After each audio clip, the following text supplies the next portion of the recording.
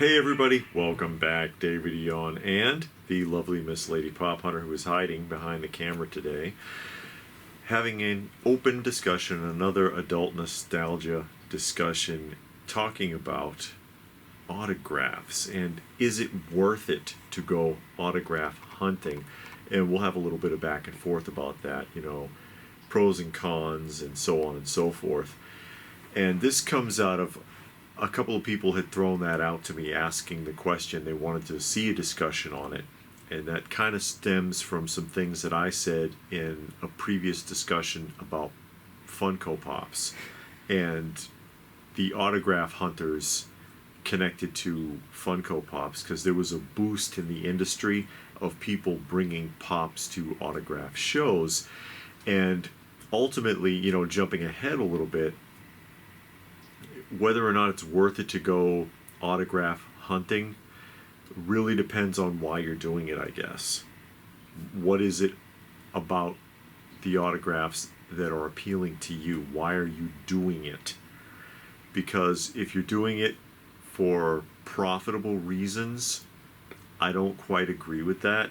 But if you're doing it because you are genuinely interested in enhancing your product, like you want to attach something to it for nostalgia purposes, like up there I've got the Buck Rogers on the wall, the Mego Buck Rogers and the Mego Tweaky 12-inch, and those are both signed. Those are signed by Silva and by Gil Gerard. Silva, of course, was the man inside the costume, the Tweaky costume, and then Gil Gerard, who signed the other one. And they're not personalized, but I had them. They were real nice examples. I met them at a show, had seen them before, and said, oh, you know what? It'd be nice to put a signature on that. Does it add a value to the toys? Maybe a small one, but how much? It depends on how much you paid for the book. Or paid for the autograph, rather. It really boils down to how much you paid for the autograph, because nowadays autographs have gotten insanely expensive because of the whole autograph hunting culture. And you got to remember, I'm coming from a time in the early days of shows, even in the early to mid 90s, where you would go to a convention or go to a show, comic show, toy show, whatever, and the autographs were free. They didn't charge you for them, or if you were charged for them, they didn't cost that much. So it really comes down to, I think, how much you paid for it and why you have it. Some vintage autographs are worth quite a bit because people rarely signed anything. Like if you went and found an autograph for, say, Houdini, how many things can you find signed by Houdini? Honestly. But nowadays, when you've got celebrities, especially celebrities that their career is basically over, and all they do is go to shows, and all they do is sign things, like Lou Ferrigno, and I picked on him before, but Lou Ferrigno is a good example because I remember seeing him at shows in the early 90s, like 1990, 91, 92, at conventions doing autographs for $5 and $10 a pop. So decades later, how many things has Lou Ferrigno signed? How many different Hulk-related pieces of merchandise has he put his signature on? Stan Lee is a good example. His autographs all over the place. He's been signing stuff since the 70s, and he would sign anything. He would sign stuff that had nothing to do with Marvel Comics. He would sign DC Comics, Image Comics. He would sign stuff that, and I kind of question a lot of it, because he would sign anything associated with Marvel. It's like, you didn't write it, you didn't do anything. I get it if it was an old Silver Age book that he actually wrote and he signed it. Yeah, I wrote this, here's my signature. But he would sign anything. And at the peak, and you see this a lot too, when he died, there must have been 20,000 things for sale on eBay. The system was flooded with Stan Lee autographs, people trying to capitalize on his death. Now, if you looked it up, you would still find a few thousand, but not tens of thousands of his signature. So why are you doing it?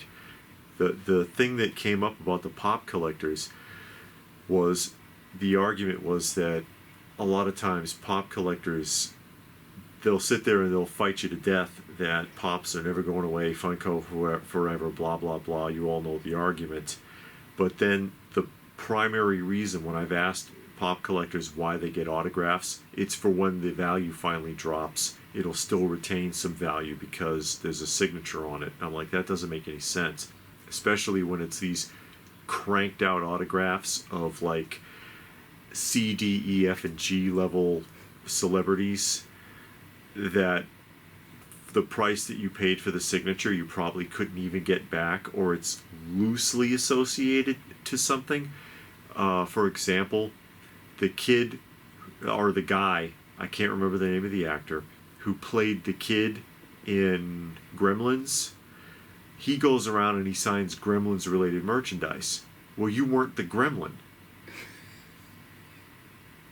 You were in the movie, but you weren't the gremlin.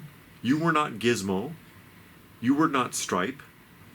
But he signs Gizmo Pops, and I'm like, that's not you. Same argument as like with Stan Lee. You didn't write Spider-Gwen. You didn't produce it. You didn't have anything to do with it. But your signature's on the book. You see what I'm saying? I know. Sometimes they don't make any sense. At least with the Mego Buck Rogers, Gil Gerard was Buck Rogers. His pictures on the front of the toy, it's on the art there. That's Gil Gerard.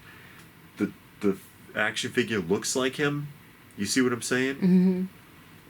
But would I get William Shatner to sign that? He wasn't in Buck Rogers. His picture's not there. He didn't write it. He had nothing to do with it. And I don't get that. But there's been a big flood of that. And I know I mentioned this before. I think we talked about it in the live stream. What's her name? Elvira, the woman who plays Mistress of the Dark, Elvira, was so scared from Funko Pop autograph hunters that she actually ran from the table, and they had to go get her back at a show a couple of years ago because she was like, oh my god, she wasn't used to that flood of people trying to get something signed. Did they want her signature because they really liked Elvira, or because they said, oh shit, let me put her signature on this pop and it'll be worth something now, or worth more, since most of the Elvira pops are limited? You see what I'm saying? So why are you doing it? Are you doing it because you just really love the nostalgia? You want a connection to it? Like people who have, I've seen a few people that got like Hulk Hogan's autograph, and man, they're excited because they're like, wow, you know, thanks for adding something great to my childhood. I really loved the wrestling in the 80s. You were the best. And Hulk Hogan, you know, he's a nice guy about that kind of stuff too. You see him at the shows, he's a friendly character. Some aren't so much, especially a lot of the athletes are like, next, it's a mill. But he's like, hey brother, you know, thank you, I appreciate that, that means a lot to me. He enjoys it, I think. But that person, it's a nostalgia thing.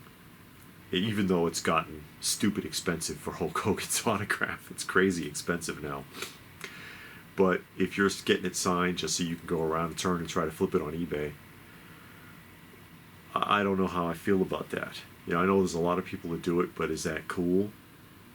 And is that going to hold up as time wears on? Again, when at the peak of Stan Lee's death, the price of his autograph skyrocketed. It went way up, and there was tons of it. There were tens of thousands of listings, and that's petered off.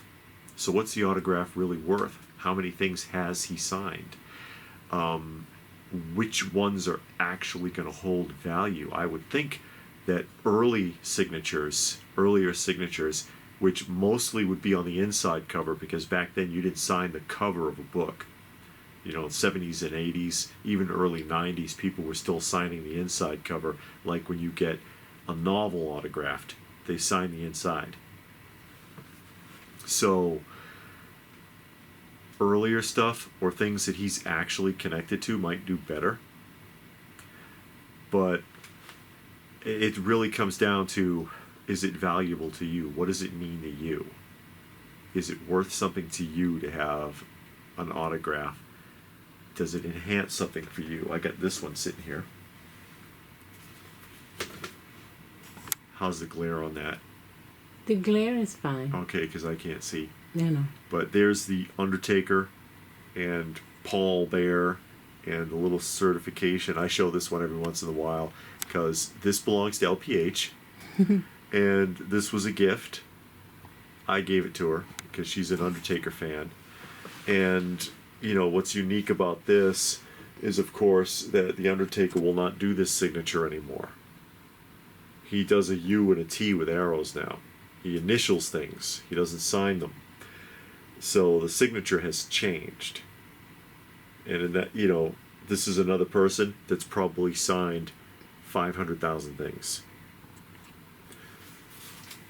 But what's it worth? What's it worth to you? You know? To me, it's worth a lot, but I doubt it Yeah. if you're gonna put it on eBay and make millions. I don't know what it's going for nowadays. It might be worth some good cash because it's an earlier signature. But to LPH, this means a lot because she's an Undertaker fan. So when I gave her this, she was excited. It's like, wow, that's great, you know. Or your Bo and Luke Duke. She's got her Bo and Luke Duke autograph, which I did not bring out. But just because she's a fan of Dukes of Hazzard. So to have a Dukes of Hazzard autograph was kind of neat. It was cool. And, you know, I showed these on the live stream. I still have them sitting here. Just a few random autographs. I just think that's neat. That signed The Rock and, of course, Steve Austin facing off. Is it worth a lot? I don't know. You know, I don't care about that. Or that one might be worth something because he signed it Rocky Maivia, which was a pseudonym that he was wrestling under at the time.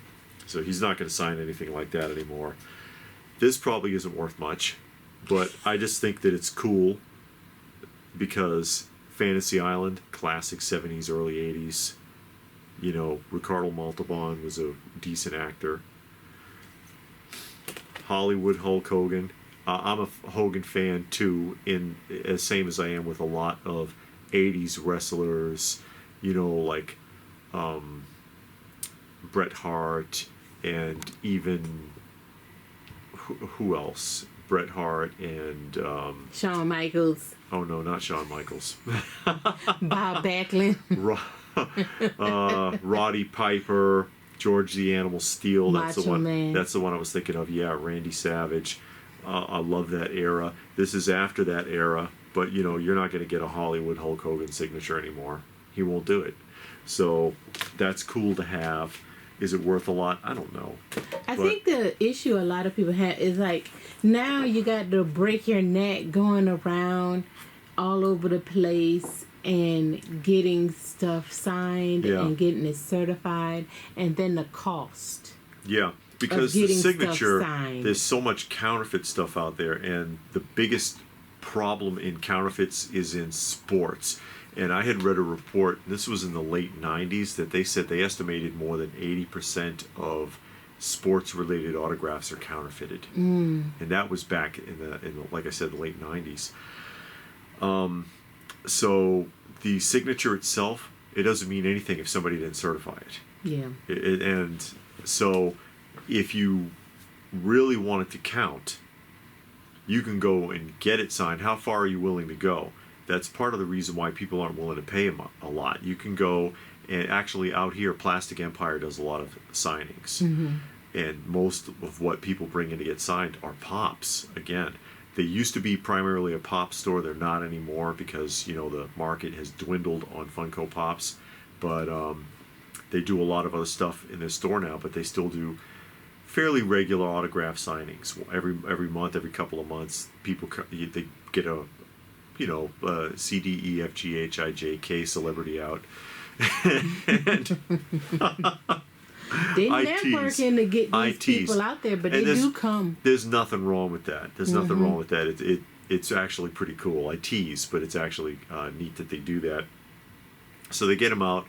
We actually were there when Razor Ramon was there, Scott Hall, and so he came out and he was doing his signings, and it's like, okay, you paid X amount for Scott Hall's autograph. I think it was like $50. 50 or $60. Yeah. So you got his signature on probably a pop or something, because they had a ton of them, and you bought your item, whether it was a photograph or a pop, or maybe you brought a wrestling figure of Scott Hall, and then you paid your $60 on top of it. So maybe you're into it $80, $100 now. But then if you want to get any money out of it, you got to pay to get it certified. So there's that to deal with. Are you getting your money's worth? What is Scott Hall's autograph going for now?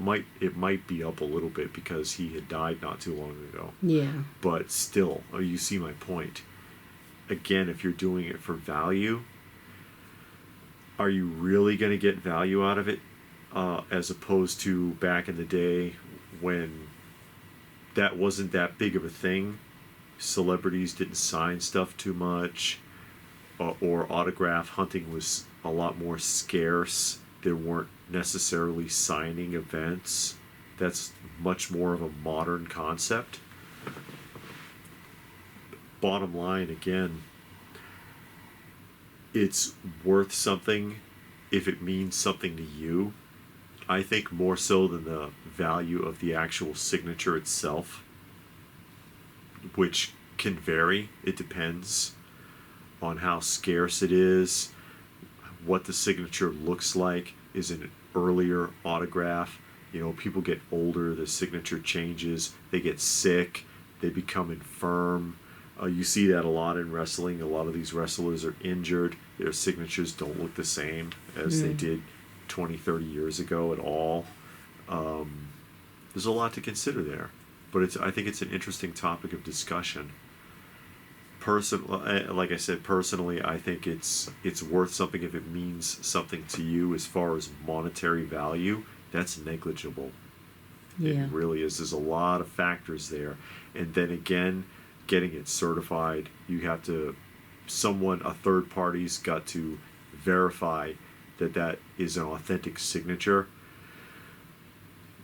to prove that it's worth something. Because you see a lot of autographs, like on eBay, for example, that aren't even selling for the cost of the initial autograph, what you paid for it to begin with.